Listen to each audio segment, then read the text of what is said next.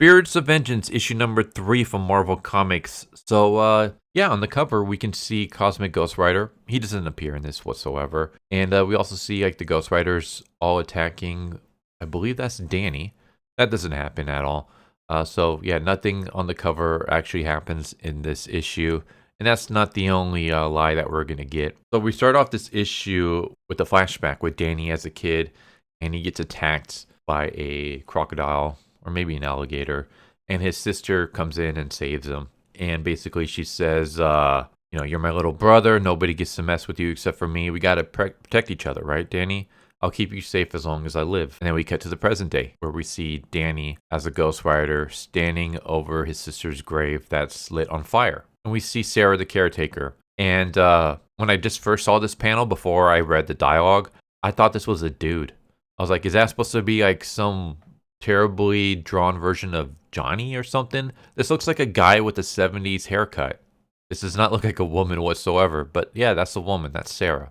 But Sarah basically explains that, your sister's grave for some reason has been on fire. The fire isn't spreading anywhere, but no matter what I do, I can't put it out. And that's when Danny realizes this is a warning. It's a warning that even in the afterlife, my sister is not safe. So someone's putting this out to get my attention. Sarah says those weren't the only graves. Roxanne and Linda's graves were also on fire. So there's someone trying to send a warning to Danny, Johnny, and Michael. And Danny's trying to wonder, like, who is it? Who's sending the message? What do they want? Do you have any ideas? Sarah's like, no. That's when we cut to Johnny. And if you remember in the last issue, Johnny was breaking into a Atlantean prison so that he can rescue a sea witch, who is not actually a witch. She was just convicted as one. And in the end of that one, the sea witch has a secret about Johnny and the Ghost Rider, Spirit of Vengeance powers and all that stuff. And she tells the secret to Johnny, and Johnny ends up breaking down into tears and crying. So he cries into the stranger's embrace. And then now all of a sudden he's fine. He's just riding around in Nevada, and he's fighting roulette. And it's not the roulette that most people know. It's not Jennifer.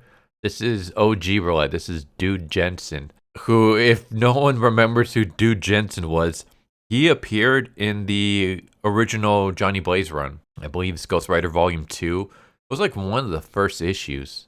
It wasn't the first one, but it was like one of the first 5 issues. I can't remember which one off the top of my head. But basically he was, if I remember this correctly, Dude Jensen was a dude with like a lot of gambling debts, and he wasn't able to pay back the people, so they murdered him. And then I think he made a deal with Mephisto, and then he became Roulette, and he attacked Johnny. This series just seems to be Johnny going through his old school rogues gallery, like all the forgotten villains that he fought in his first volume, which is fine if there was actually like a rhyme or reason for this, but there's not. In fact, Johnny just basically says that I thought you were gone for good, but as long as your castle's around, you're going to keep coming back, so let's just destroy your castle. And Johnny seems to have a bit of a trouble fighting against Dude Jensen, which, again, I'm not going to call him Roulette because Dude Jensen is just such a cool name. Dude Jensen.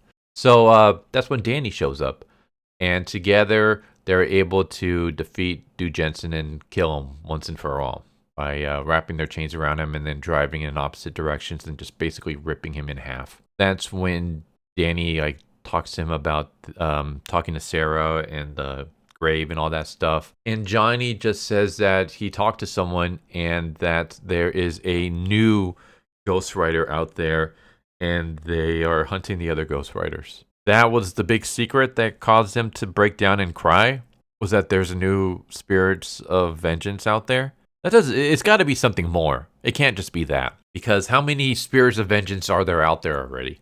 You got Michael, you got Johnny, you got Danny, you got Robbie. And that's just like off the top of my head. There's more.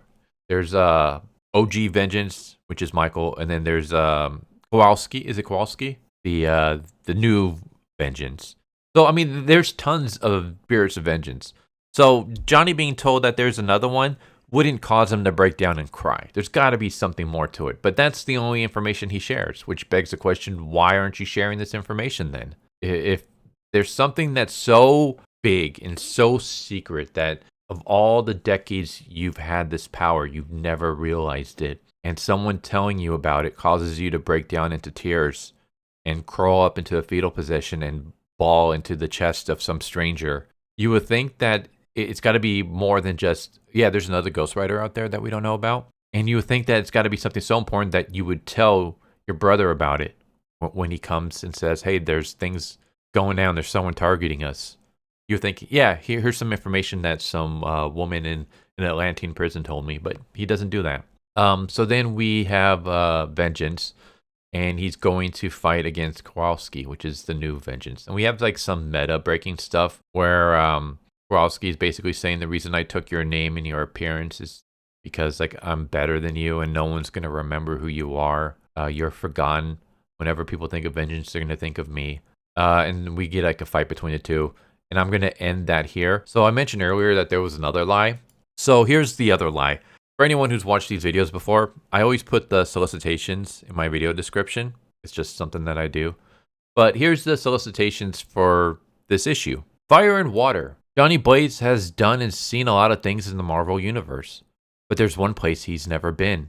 Atlantis. And if you thought we didn't know about all of the sea creatures in the deep, just wait until you learn about the existence of the Atlantean Occults. That doesn't happen in this issue whatsoever. We had Johnny breaking into a prison in the last issue, but that wasn't an occult. That was just prison wardens and guards and stuff that he was fighting.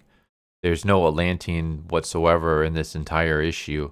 There's no occults. So this whole solicitation was a lie, just like the cover is a lie. As I'm reading this, it feels like the writer, I don't know if this is going to sound kind of mean, but it feels like the writer has no idea what they're doing. What's the story you're trying to tell here? Because every issue just seems to be some random fight for no reason.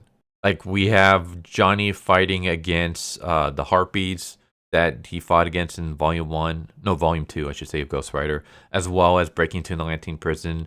In Volume 1, we had Vengeance fighting against the Raptors and Rednecks. And I think, was that also the Harpy fight? And now in issue number 3, we have him fighting against Du Jensen. It's like, it's just, we're getting old school villains that he fought in Volume 2 of Ghost Rider, and we're just having him fight them again. But there's no excuse, there's no reason. Why is he fighting Du Jensen? Why did Du Jensen show up? What does Du Jensen have to do with anything? Nothing. You could have easily just had Johnny show up to the cemetery because he got a call from Caretaker that his wife's grave is on fire, and he meets up Danny that way. So it's like, you have these random fights that don't contribute to the overall story whatsoever. You have barely anything going down. Like, what's the overall story that we have? Is that there's some big secret that Johnny gets told, and someone is sending a message, a warning to Johnny, Michael, and Danny. It took you 3 issues to tell us all that? Like, this plot, it's like we have an overarching plot that's going at a snail's pace, and then we just have a bunch of random bullshit filler to pad out the rest of the issue. And that's all we've gotten in these 3 issues. So, yeah, I don't care for this whatsoever. Like, I'm a huge Ghost Rider fan. I freaking love Ghost Rider. It's one of my favorite things to read in terms of comic books. Like, he's one of my favorite Marvel characters. And I've covered like a bunch of other Ghost Rider stuff on this channel. This has probably got to be the worst. Like, I think I'd rather have the Hood being the Ghost Rider again than this. Because even though we got Johnny back and stuff, it's just, there's nothing here. We have an overarching story that barely anything has happened in 3 issues. It can easily be written in like 3 pages, not even. And then we just have a bunch of filler that's like nostalgic bait. Hey, remember when Johnny fought the Harpies? Well, unless you read Volume 2, then no. If you're a new fan, or if you're just someone who jumped in like in the 90s or whatever, you would have to go back and find the 70s run to even remember who the hell the Harpies are, to remember who the hell Du Jensen is. So it's like we're having him fight these villains that he fought in his first volume, Volume 2 overall of Ghost Rider, which again, cool, but there's no story to go along with it. It's just, hey, here we go. We cut to Johnny and he's fighting the Harpies. Here we go. We cut to Johnny in Nevada and he's fighting against Du Jensen. Well, where the hell did Dude Jensen appear? Why was he gone for so many decades? How come we haven't seen him since the 70s? It doesn't matter. It's just, remember when you last saw him? Hey, remember the Harpies? Remember how they were locked away back during the 70s run? Well, they're back for one fight scene, and then they're going to be gone again. Isn't that great? It's nothing but a bunch of member berries. And it's one of those where it's like, I don't know how many Ghost Rider fans would actually remember any of these characters, unless like you're someone like me who goes and tries to read as much Ghost Rider as you can, including all the stuff that came out before you were born, because I wasn't alive during the 70s. So thank God I read that volume. Otherwise I would have no idea who any of these characters are, because they're just appearing out of nowhere to fight Johnny for like a couple pages only to F off again. So yeah, this feels like it's just nothing but filler. It's just nothing but member berry filler with the least amount of an overarching story that we can fit into here. And I'm not a big fan of that. Like, give me something. So at this point, you might as well just make this series an anthology. Just make it an anthology and just make it like, Johnny's greatest hits. Where he goes, every issue is him fighting one of the villains that he fought in his 70s run. You could have just done that if that's all you wanted to do. So I'm rambling, but yeah, I don't care for this run so far. It feels like we got nothing. It's just filler after filler after filler with just the littlest storytelling that it can put in here. So that's Spirits of Vengeance number 3 from Marvel. Hope you enjoyed the video. Hope to see you next time. Take care. Later. Thank you for watching my video. I hope you enjoyed it.